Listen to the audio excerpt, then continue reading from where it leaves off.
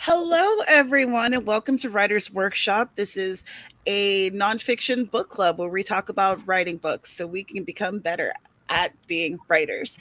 And I have a lovely panel here with me today. Let us start with CJ. Y'all can introduce yourselves. We can move around.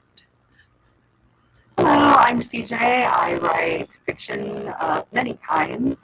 Currently, I have my free YA serial, The Soft Island Chronicles, out on WordPress.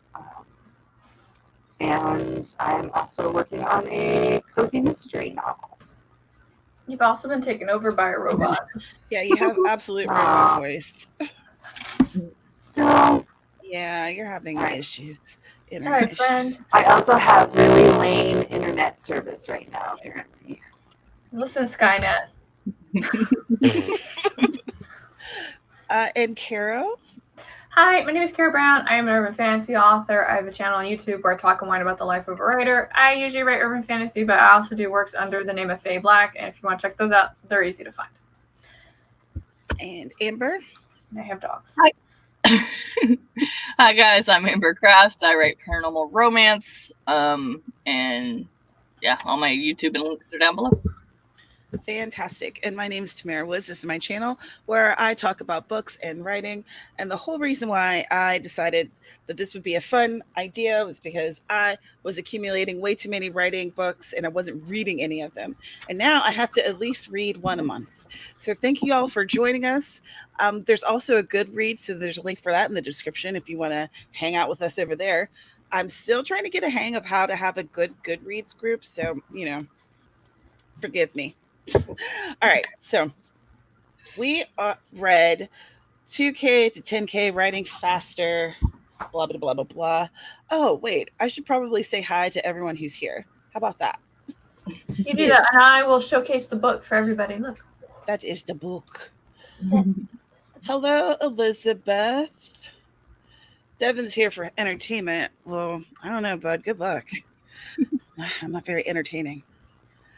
Sarah is doing the good work of asking y'all to hit the like button. We love it when you hit that like button, yo. Mm-hmm. Give it a tickle. Hi, Sia.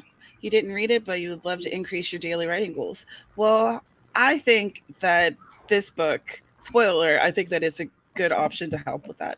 Yeah. Mm-hmm. Hi, Dana. You've read it in the past and you're curious to hear our thoughts. Fantastic. Hello, Stevie. You've also read in the past and you reviewed some this month while working on your whip. Awesome. Hello, Daryl. Nice to see you again.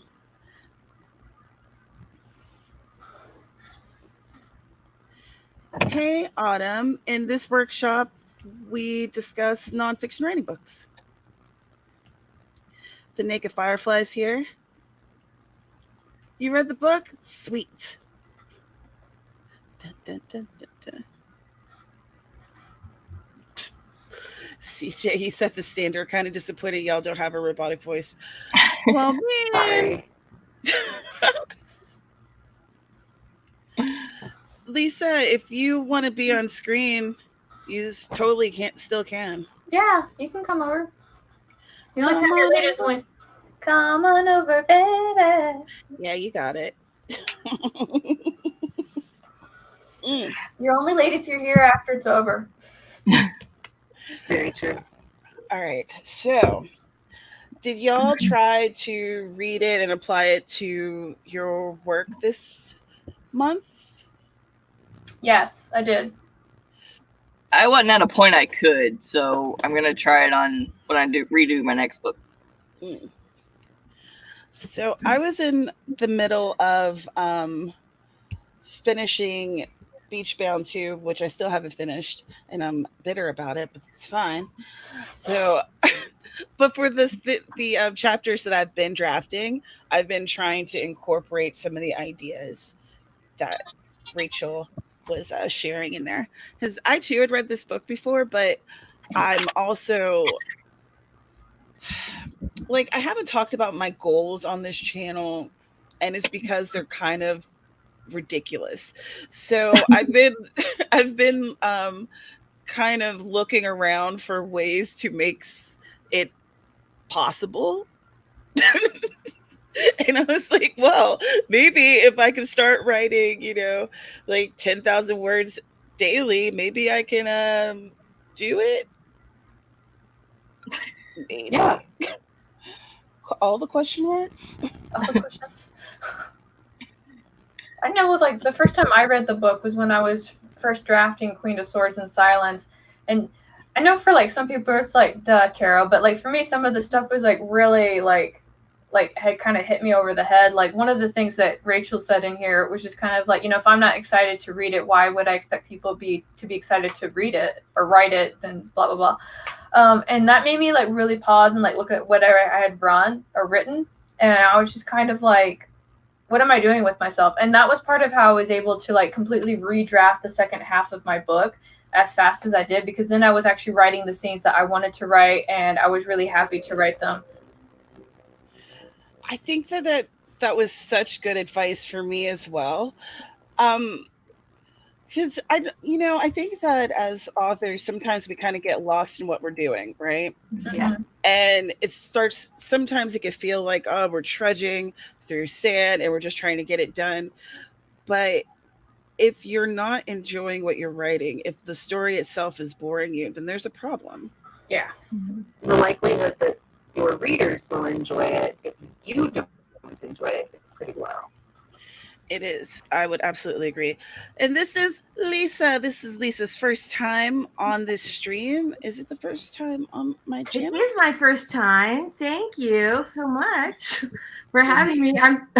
I'm sorry I'm late. I was listening though right before I logged in, and I totally agree with Carol's point. And I think you had also said something about it, which is that one of the great things about this book is when she talks about how, oh, I'm not wearing a tiara. Hold on, I have one handy. Okay, I love it. Okay, CJ, I'm ready now. You need a thing, CJ. She does. It's right there. Oh, I couldn't see it. I'm old. Am I I'm good? also sitting further away from the camera, so it's harder to see. So I think the idea that she said, like, if you're struggling to write every day, something is wrong, and this is not you're not a failure. Like, this is your book trying to tell you something. I thought was super powerful, because how many of us have slogged through, some scene that we felt like we have to get done, or yeah, even when you know that it's hard not to, like, if you're on a deadline, keep going forward with that. Yeah, it's good to take that moment to sit back and reflect, like, maybe there's something going on here that I need to look at a little closer, Yeah.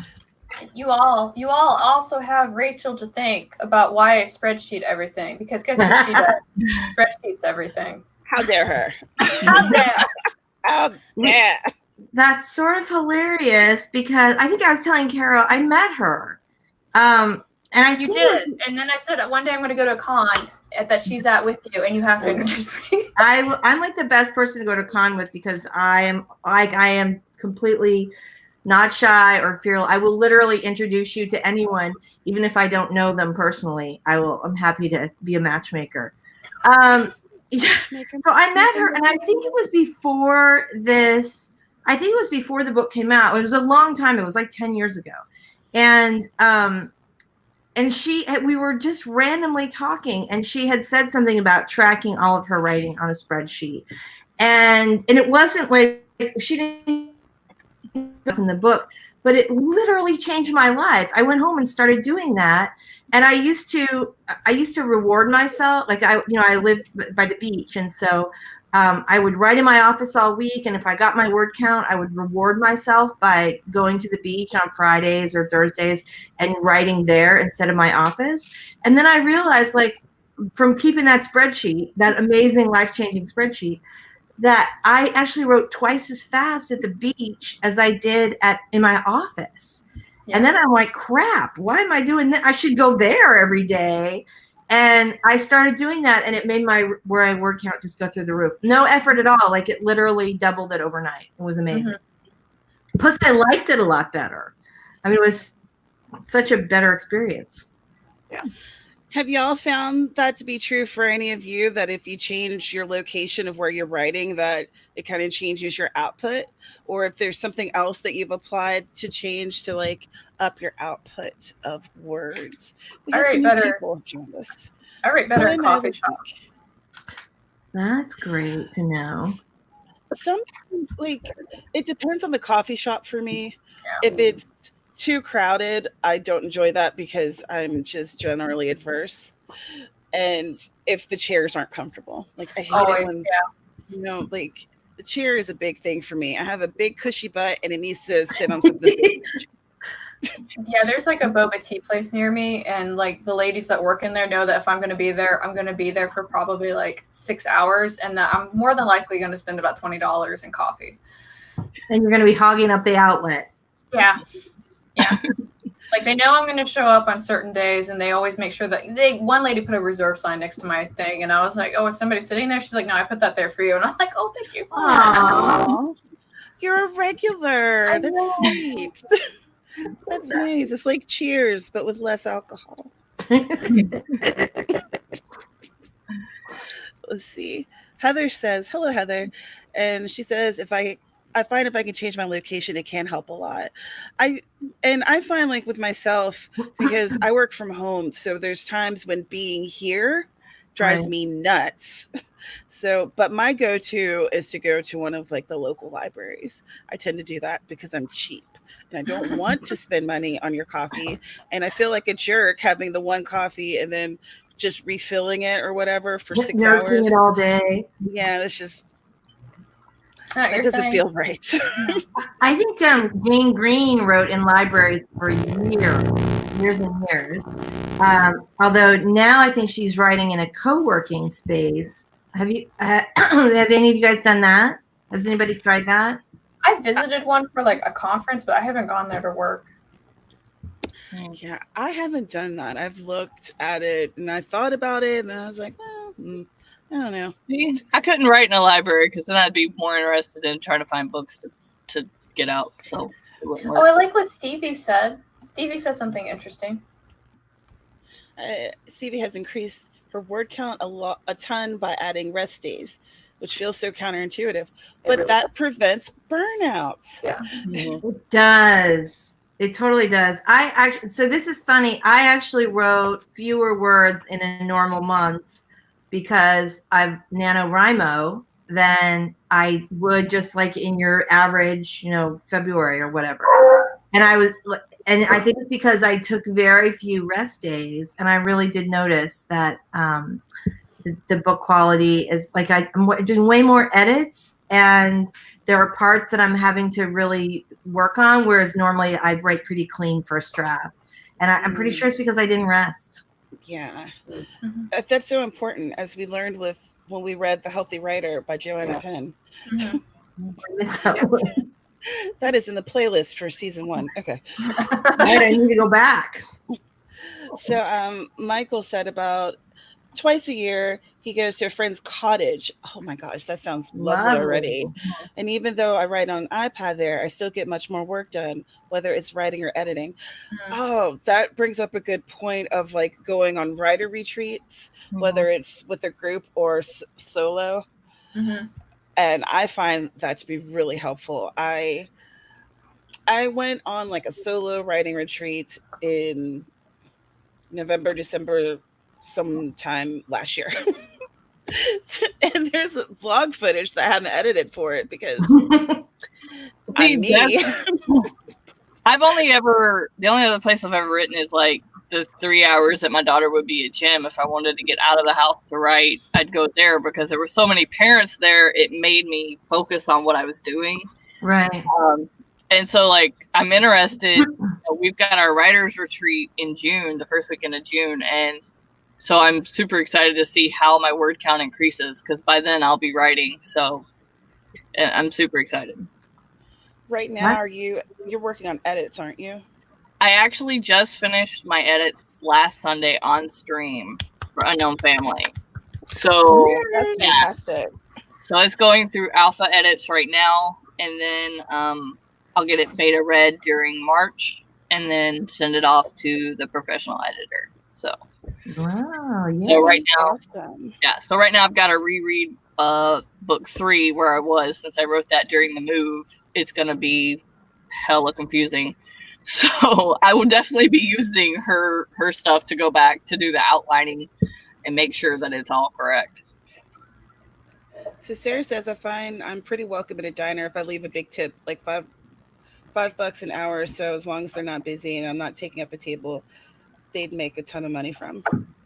That's a fair point. It's true.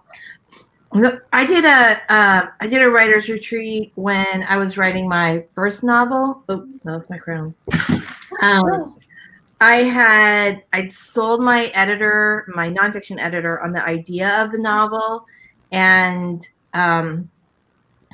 so I'd asked her, like, how much do you need to see of this book in order to buy it? And she told me, and so I, being the foolish / brave soul that I am, okay, I'll make you, here. We set an appointment. I was going to fly from Florida to New York, and I'm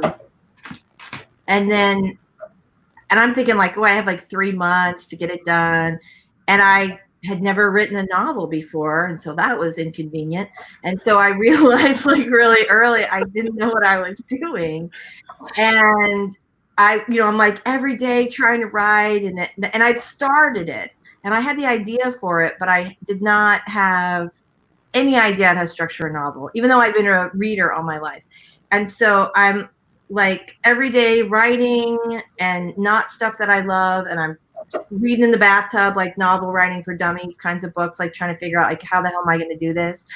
And finally, with like 3 weeks to go, I found a book by Janet Ivanovich and the co-author, whose name I cannot remember. Right, you've seen that, and it's about how she storyboarded her novels, and I was coming from an advertising background, so that was like the thing that made sense to me.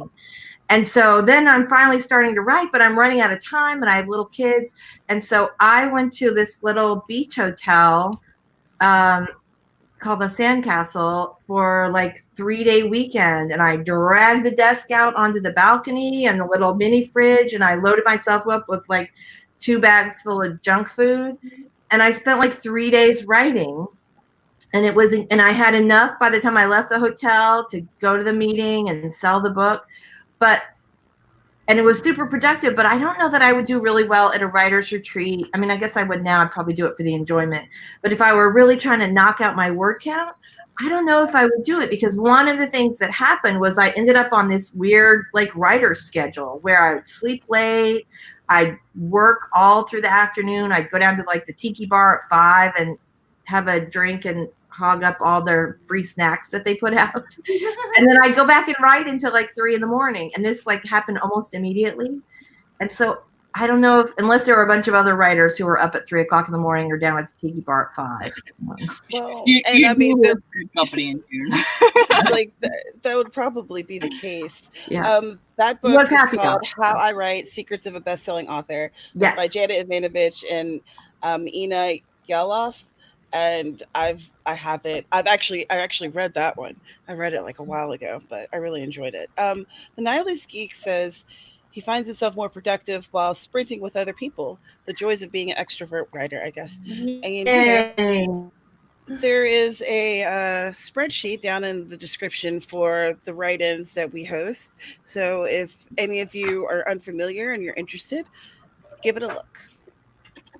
So one piece of advice that I really liked, which was, again, another sometimes, like, you just need to see it written out for it to sink in, But she's like, hey, you should know what you're going to write before you write it.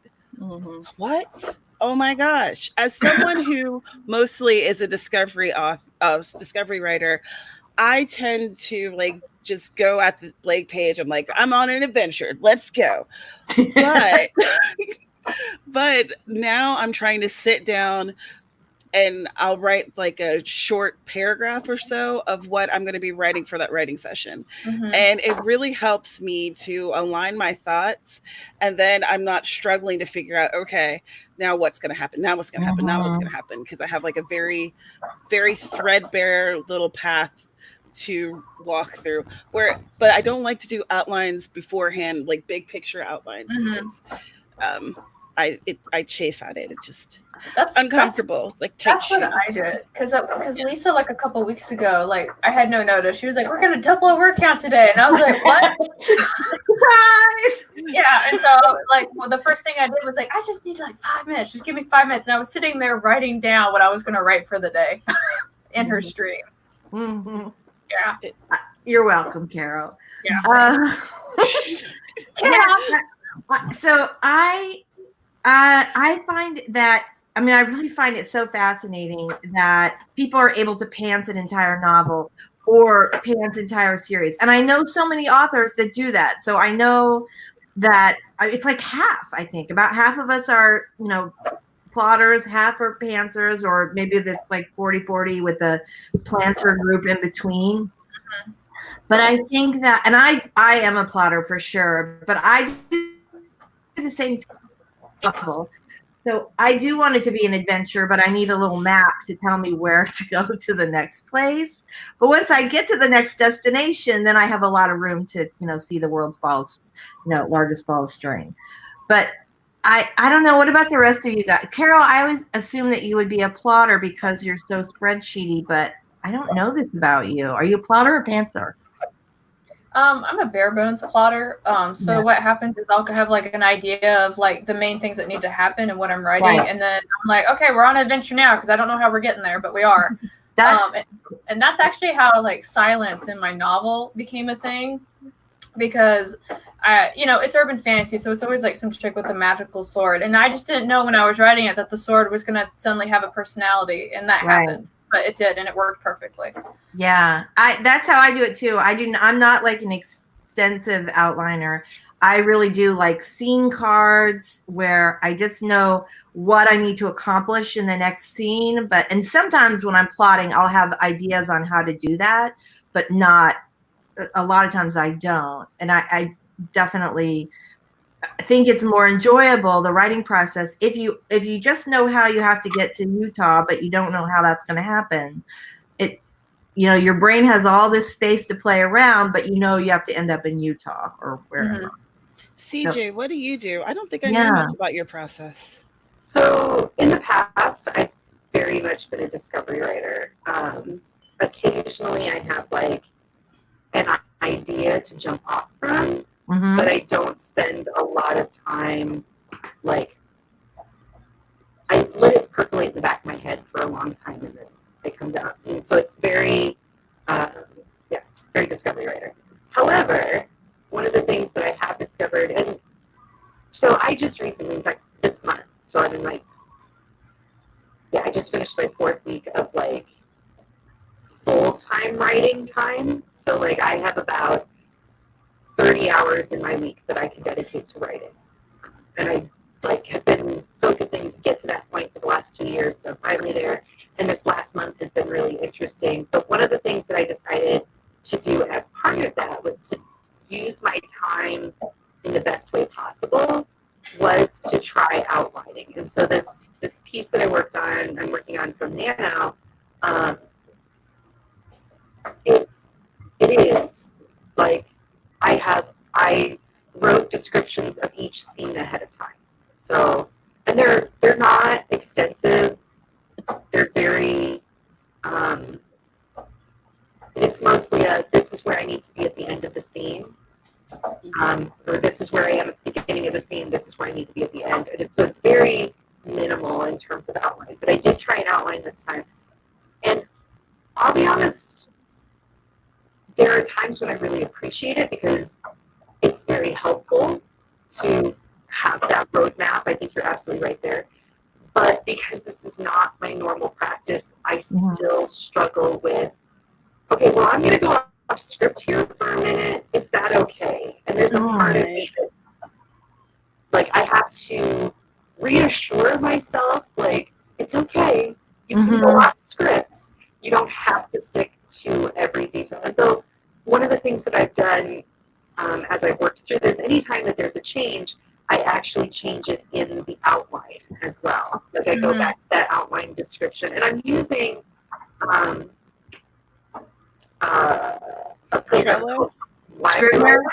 No, actually I'm using YWriter for this one. I had some issues with, I would use Scrivener.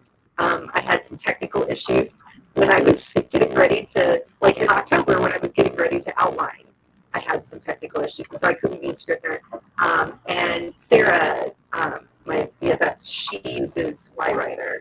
And there are some things I really like about it. And so I've been using that, and it has, so when you pull up the window with your text in it, there are tabs at the top, and you can go through, and one of them is the details, which is my outline. And so I can go in and I can look at the outline and then click back to the actual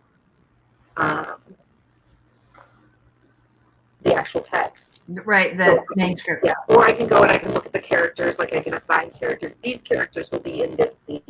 And so I can go back and and so I set that up ahead of time. And I'll be honest, that was very helpful.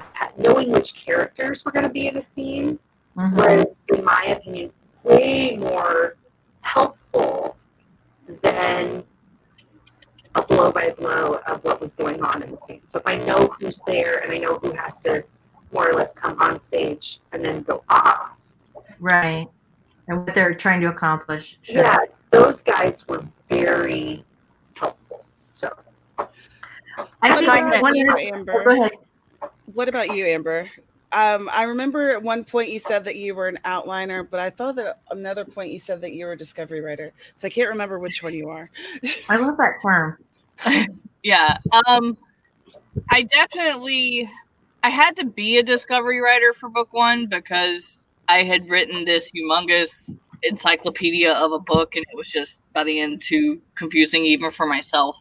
So I had to basically pull it apart and be a discovery writer to make it all work.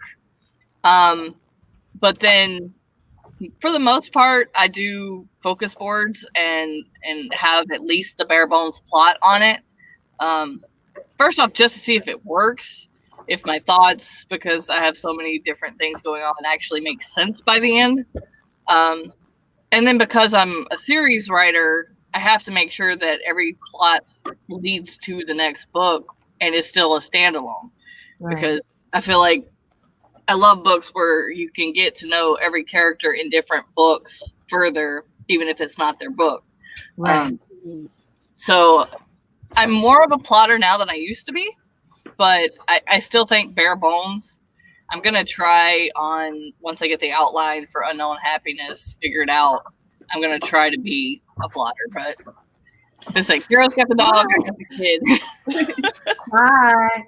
I think CJ made such a good point about why, even if you're a discovery writer or otherwise known as a pantser, which I really like discovery writer. Pantser sounds more fun, but discovery writer sounds more introspective. So one of the things that you said is that once you decide you wanted to go off script, you go back and change it in the outline. And I think this is like the biggest benefit to plotting out, even if it's a little tiny, a couple of paragraph, not even a paragraph, like a couple of sentences or a sentence, is that when you do that, you're going forward and you can see how that's going to impact the rest of the story. So instead of doing the normal pantser thing of writing 200 pages and then realizing, oh crap, I can't do that, you already know that back in your outline, or you've made plans for it. You're not going to have some giant surprise at the end that requires you to throw out a whole bunch of hard-earned work. So I think that's really smart to go back. I mean, that's what I do. I go back and change my outline. But I think that it's interesting that you sort of came to that naturally, since you're not, that you tried plotting, just as sort of an experiment to see how it went. So, and it was a little outside your comfort zone. Cecilia said that she plots she outlines her plot, and then Discovery writes her characters because plot is weakest area, and she needs a map. What's interesting is that I've read that Discovery writers tend to have weaker plots, and that's a point that they just need to work on. Whereas outliners tend to have weaker characters. And I don't know if that's true or not, but I just think that's an interesting thing to think about. And that's made me think of that. That's really interesting. I can kind of see how that would be I could see that. I think because Discovery writers need to figure things out by the process of writing, right? I mean, isn't that, so you're doing like psychoanalysis on your characters in print, basically. Whereas we just want to make a few little notes about that. Well, and when I started the series, like I kind of did a plot of the characters as well. I knew, I kind of had an idea in my head which book I wanted to be each characters, and gave them the bare bones of what I knew of them. Like she was talking about, write the least you can, and then, the book will teach you some of their areas, but, if you kind of have an idea of your characters as well as your plot, you also learn about the characters, but you get them that 3 dimension. Right. I can see that. I can definitely see that. This is interesting. I've been reading like the comments that people are making about how they're doing things, and then all of a sudden a bunch of comments popped in. So that's always fun. Thanks, StreamYard. Thanks. It's not your fault, StreamYard. We know. Yeah. That's interesting. I like Stevie's comment about the ghostwriting. That's interesting. I haven't met you before, Media Lover. Hello. You're a plotter, but if you do too detailed outlines like the book suggests, you lose interest in your own story. I need a little discoverability. It's so interesting. Like I think that as writers, we all kind of find our own sweet spots. Mm-hmm. And it's really fun to hear about what everyone else does. And like, I think for me, sometimes it even can depend on my project. Mm-hmm. Because like, for instance, if I'm writing a blog post, then I have an outline. Sure. If I'm writing an article, there's an outline. So nonfiction, I outline it like to a T, but fiction, it doesn't work out for me. Bones is making his appearance. Hello, Bones. Hello, Bones. Nice to see you. You will pay attention to me. Go ahead. Stephanie didn't get to read the book, but you've been doing 6 to 7K work day. I can't read. So the challenge from Tamara Woods was motivating enough for me. I live for challenges, literally, and she knows it. This is true. I've known Stephanie for a long time. We met through like blogging when blogging was a big thing. It was cool. Yeah. Yeah. Even before blogging was cool.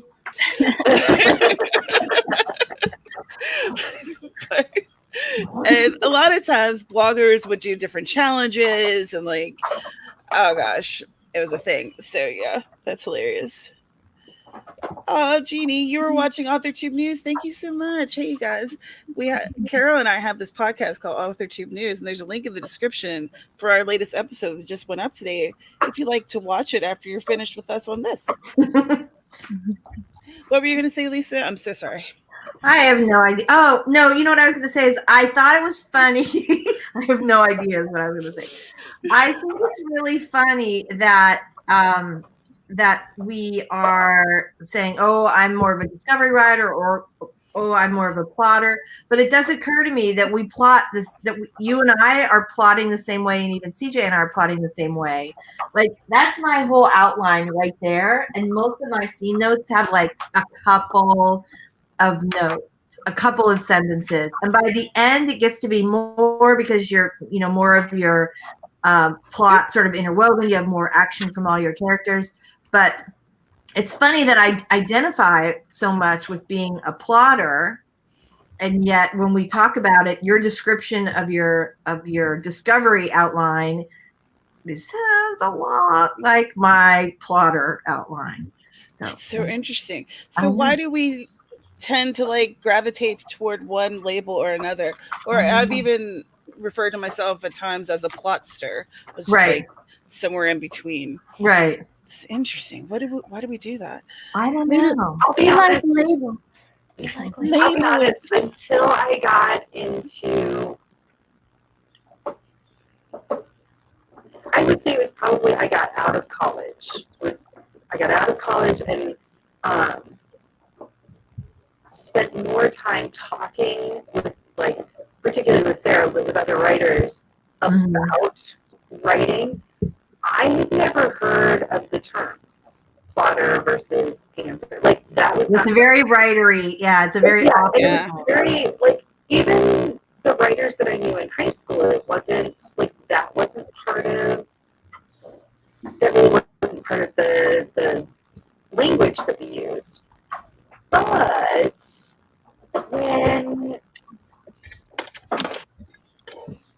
when we got into more, I don't know, serious writing, like writing stopped being something I did as a hobby and more like, oh, I could do this as not a hobby. As a living, I could take sure. it more seriously. I don't want to say I was going to do it as a living because that was a much longer track. But at least being more serious about it. I started questioning whether I was a plotter or a pantser because I have some books that I did a lot of plotting in, like a lot of thinking about. I have a 2-drawer filing cabinet underneath my desk, and the top drawer is all writing stuff, and it is probably 2/3 of it is this one series. Mm-hmm.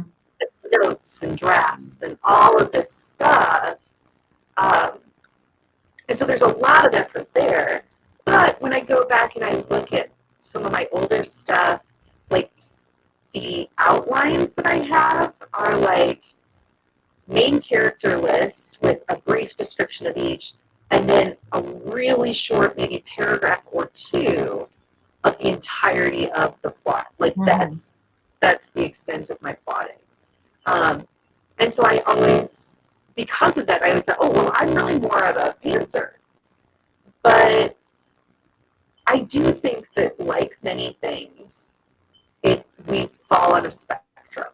There are people who really do like to plan out every detail before they, start writing. And there are people who want nothing but, like, maybe a direction to head in. Or maybe nothing at all. They just The breeze in their hair, the keyboard on their fingertips. just go. And so I think that, like everything else, there is, but because we do like labels and we feel more comfortable labeling things, I think that's a factor. I think there's some truth to that for sure. So a couple things. First, I think because we all learn to be, and actually I think maybe this is it. I have a really close friend, and we had at one point decided that we were going to write a book together, and our voices are very similar. We thought, oh, this will be great, except we started to get started on it, and I'm like, okay, we need to outline this so we know, and it was a nonfiction book, and she was like, well, I need to write it before I know what we're going to say. And like after like the first day, and this woman is one of my best friends in the entire universe, and we're like, oh, we're not gonna be able to write this book together because I like need to outline it before this nonfiction book before we start, and she needs to enhance it. But we talked a lot about why do some people have to do it this way, some people have to do it this way. And in school, they teach you to outline first before you write. And Lisa articulated to me that when she would get those assignments, like in high school, she would write her paper and then go back and write the outline to turn it in. And I think that a lot of times when people feel so restricted, when writers feel so restricted as adults by an outline, I think they had that same experience where you're being taught only one way to do this. And negative reinforcement if you're not able to do it that way. And then yet if you go to a writer's conference, half the successful authors there are plotters, half are pantsers. There are many, many ways to get a book done and do it well. And then I think you almost have, like, I think a lot of a lot of pantsers or discovery writers, which again, I think that's a nicer term. I think they feel almost like they have to sort of stand their ground, like, hey, this is how my process works. And I don't know. What do you guys think about that? Just real quick, iconic shock. What kind of advice do you need? Let us know, and we'll try to help you out. I was looking at in the comments to see what other people were saying about like why we feel the need to put ourselves in these boxes. And Michael said humans need labels to define themselves. We all just need to be ourselves. As a queer person, I've had to learn that lesson. Then I learned it as a HIV plus positive person and then a writer. Just be yourself. Yeah. And I think that is really true, that we just have to work within what works for us, regardless of the label, Mm-hmm. And if you don't want to take a label, then don't. There's no set way to do this. And I think that y'all who are watching and listening and paying attention, you can see that, because there's 5 of us here who all have very different ways of doing things. And even within the comments, everyone's talking about their different ways of doing things. Right. And I think that part of the strength of being a writer is being able to experiment to figure out what works. True. And, and if you find that the things that you've been doing forever stops working, try something else. It's okay. So important. Like that freedom to change. We become different people as people. Like I'm not the same person I was at 30, and I'm definitely not the same person I was at 20. Right. So why should the way I write remain the same? Mm-hmm. Because that's what I did 10 years ago or 20 years ago, or even, I started writing as soon as I could. That was quite a few years ago. So there's no reason why you should remain the same. And if you are comfortable with what you're doing and it gets you where you want to go, then you don't necessarily need to change. No. So I think that there's a lot of... Sorry, go ahead. I was just going to say, I think there's a lot of opportunity to acknowledge that growth happens and should happen, not just in writing, but as people, we grow, we learn, we change, Sure. we read new books that give us some more tools to use. For me, my biggest issue is I hate editing. Editing is like a nightmare for me. Like that is my worst nightmare. But one of the things, and I think she actually talks about this in the book, she talks about... there's a chapter I think that's called like editing for people who hate editing. Yes. And I was like, yes, ma'am. I felt that. Yeah. That was it for me. Yeah. I'm not gonna lie, I said on another stream when she mentioned that, I was like, I'm in the middle of editing and I'm at this stage, so I paid a little bit more attention to that. I remember that. I was in the comments and I was like, yeah, she's reading it.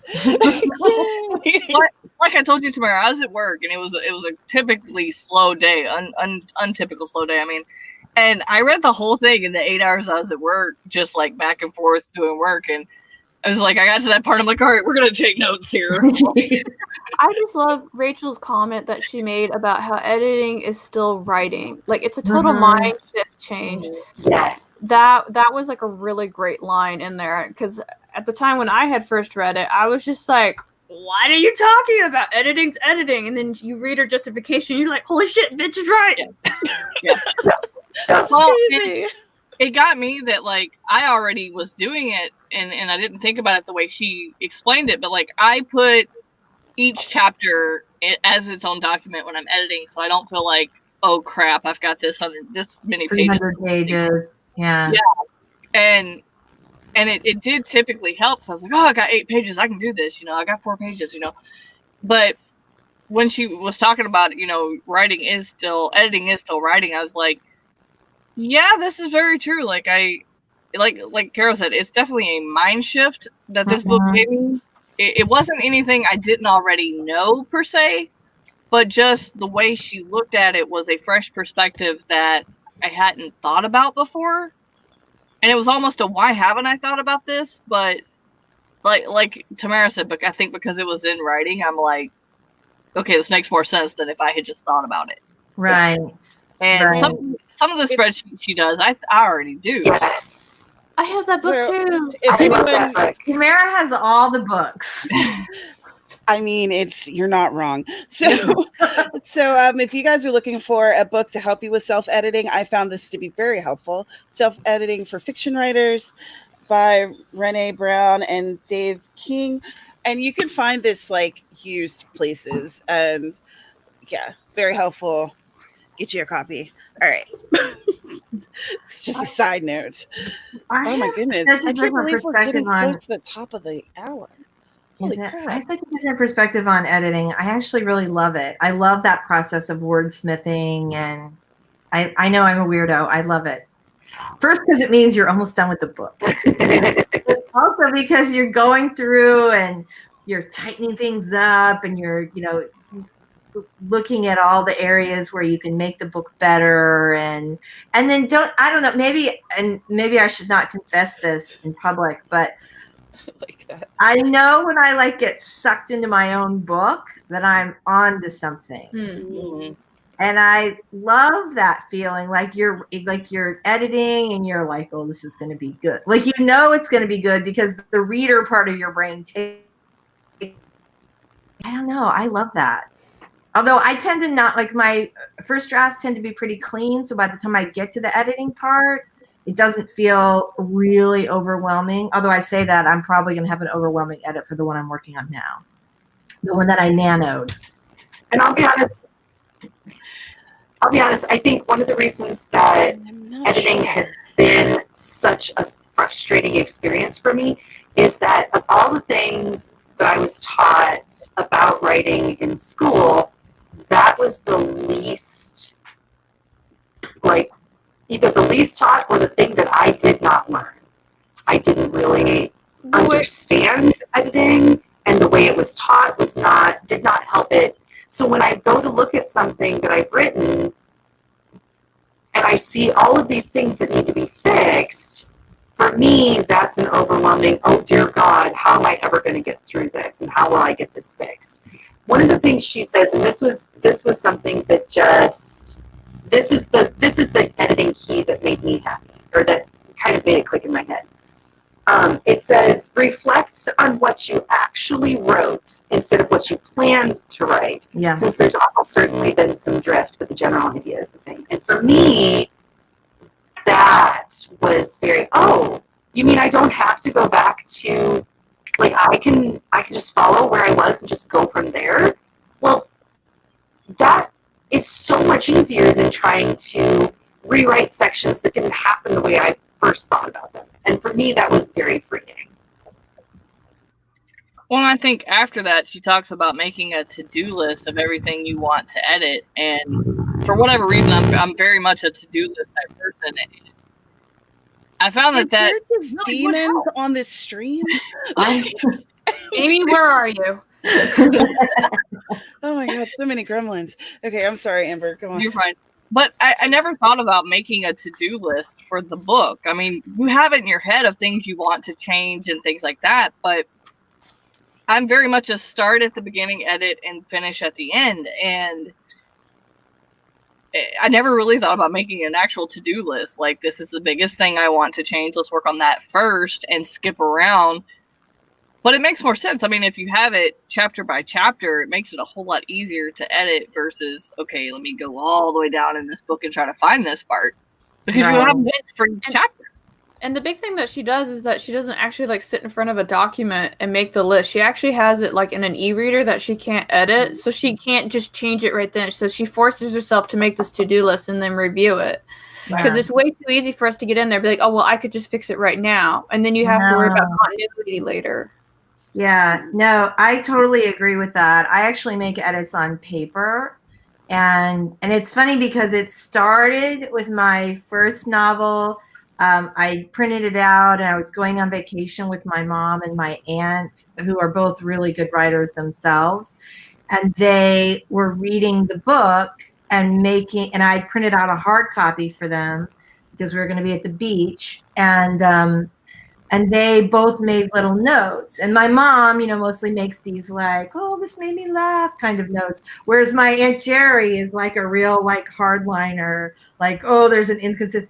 And so I started that way. And as I was going through, I thought this is a really good way to edit for me. And so I print it out, I make changes, I'll put little sticky notes on, like, should this section be moved?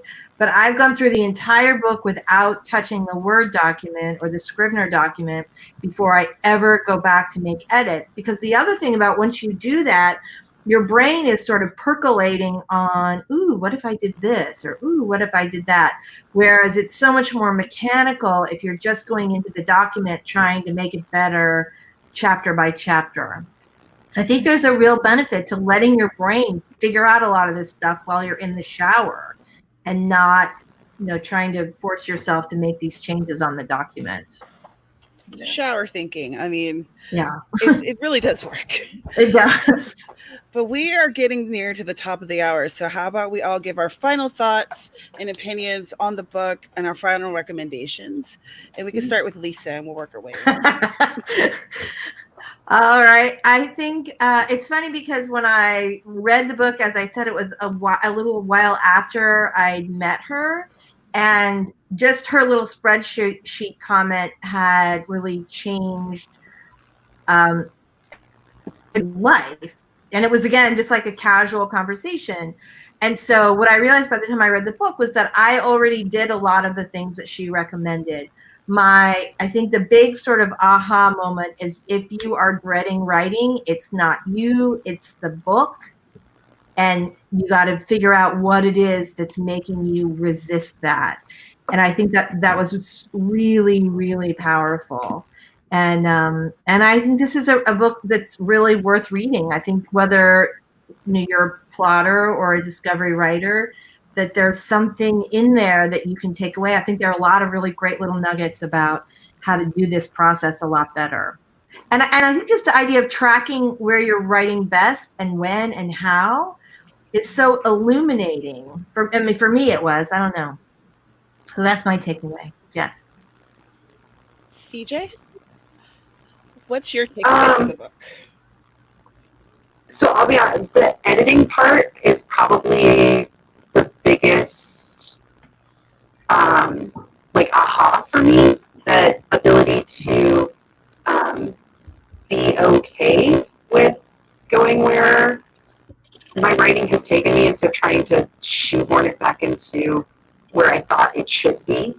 That was a big thing for me. Overall, I think my biggest thing wasn't necessarily groundbreaking information. I've read it in other places. But for some reason, the things that I have read other places stuck out for me more. The tips and tricks that she had. I'd be like, oh, I read that somewhere else. Oh, okay. And so that became, that was a big thing for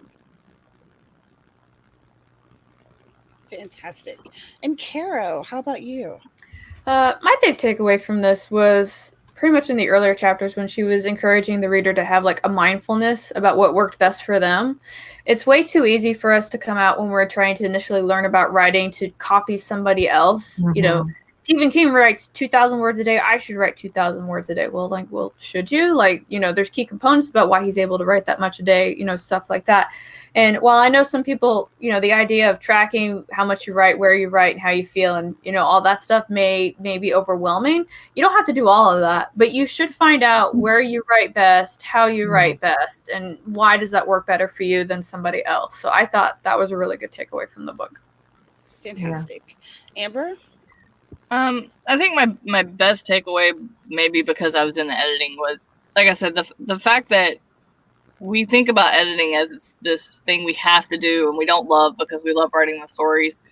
And whether you're just starting and it's your first book or whether it's your 20th, I think this book helped not only change your mindset, but give you some helpful advice like the spreadsheets and things like that, but ways to make you fall back in love with your writing if you haven't. And for me, that was the biggest takeaway, because I feel like you said, we feel like we're trudging, whether we're writing or editing or whatever, more times than we'd like to admit. And it just gives you insightful ways to fall in love, be it changing where you're writing or changing your outline or anything. I think, like I said, whether it's your first book or your 20th, this book has so many different ways to help you in every part of the process. Ionic Shock, if you need some help with character development, we do live streams all week long where we do write-ins, and a lot of times there's a lot of people who are available to give a lot of great advice. So there's a link in the description, and you should come hang out with us, ask your questions there, and we'll be very much happy to help you. But this live stream is for nonfiction writing books, and basically it's a book club. So that's why we haven't really discussed how to develop characters here, because that's not what we're focusing on. But again, link in the description, check it out. Yeah. So for me, what was my favorite takeaway from this?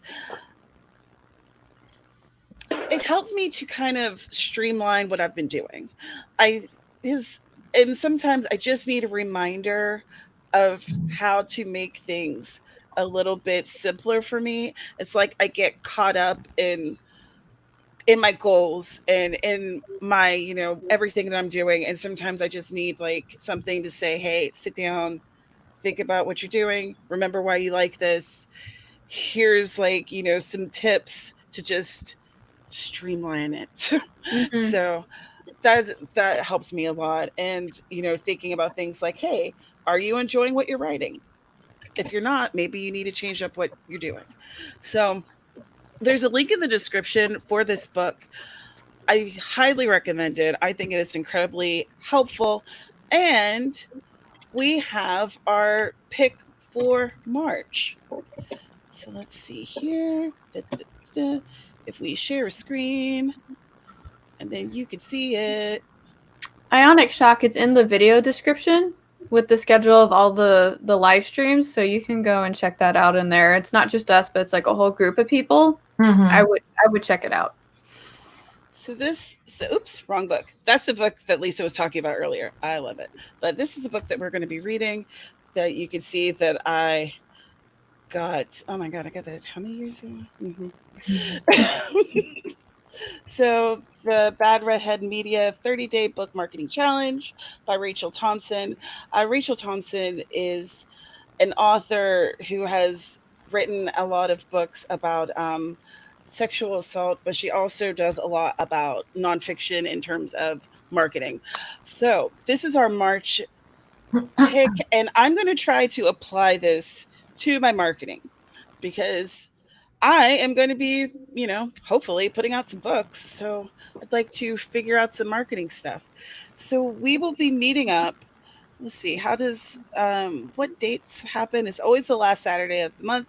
So it'll be March 28th, 2 p.m. Eastern. We'll be coming back here, and we will be discussing that book. And there's a link in the description for it. If you don't have it already, if you're not like me, you don't actually hoard these books. Like they're gold, and I'm a dragon, and just have them in my lair. Anyway, so so let's do our outros so that we can let these good people enjoy themselves on this fine Saturday. And we can start with you, Amber, and we'll work our way around. All right. Like I said at the beginning, I am Amber Crafts. I write paranormal romance. Unknown Love is available on Amazon in ebook form, soon to be Audible, right before Unknown Family comes out, June or July of this year. You can find me on I stream every Sunday morning, or at noon Eastern, so whatever that equals for you. And I have videos every Wednesday. So, yeah. Wonderful. Kara? My name is Kara Brown. I'm an urban fantasy author, and I have a YouTube channel here where I whine and talk about the life of the writer. Sometimes I am under the influence of wine. You never know what you're going to get. I currently have a pre-order out right now for the relaunch of my book, Queen of Swords and Silence. That's scheduled to come out on March 23rd. I can't wait. It needs to come back out. It's like giving birth twice, though. So I can't fathom that. And CJ? I'm CJ Bloyer. I write different things. You can look at my free YA fantasy serial, The South Carolina Chronicles, if you are interested in that. Otherwise, I'm around on other people's channels often. And Lisa. Thank you. So I'm Lisa Daly. I'm a traditionally published author of like 8 books, some fiction, some nonfiction.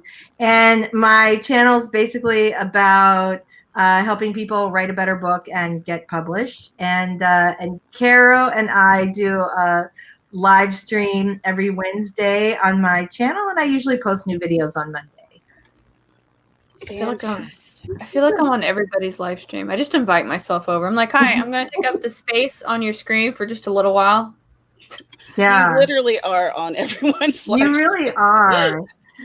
It's great, though. Don't we all feel like we know Caro so well? I feel like I'm on all the streams that happen before like 2 p.m. my time. Like after that, I'm like, no, we're done. I'm the same way.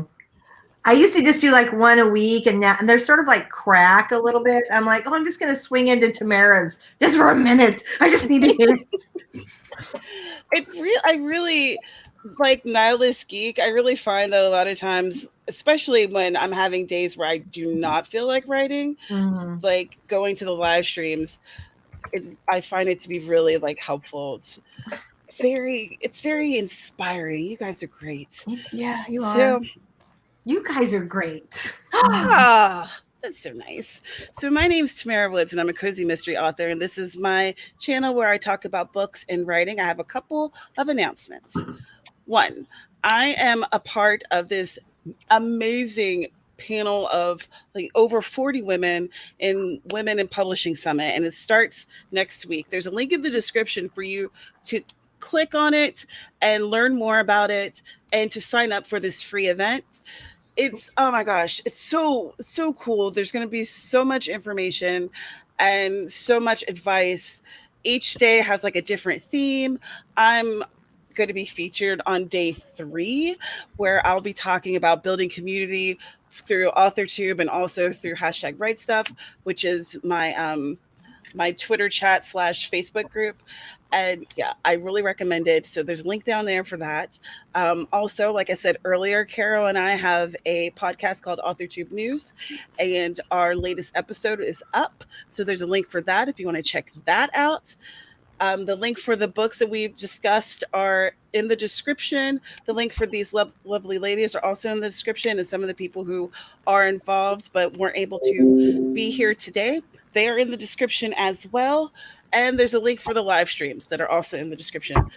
So, oh my gosh. That's a lot of description, right? That description must be like packed. I've got it written down. Good info. It's literally, I think I've almost capped the number of characters that are in that description. Like 5,000. 5,000. Yeah. Mm-hmm. It's like a little novella. It's ridiculous, but I mean, I want you guys to know all the things. And thanks, Amber. I hope that you like what I have to say. I hope I don't sound like too much of an idiot. I just think it's exciting that somebody I actually know is on there. Like, I've been going to it for 3 years now, and it's like, oh, me too. Oh my gosh. When Alexa Big Wharf, when she asked me if I wanted to be involved, I was like, me? Oh my god. Be cool. I would love to. Thank you so much. I am honored. Oh my god. So again, thank you guys so much for being here. Join the Goodreads group if you'd like, and we're gonna see you in the next one. Bye everyone. Bye friends. Bye. Da, da, da. And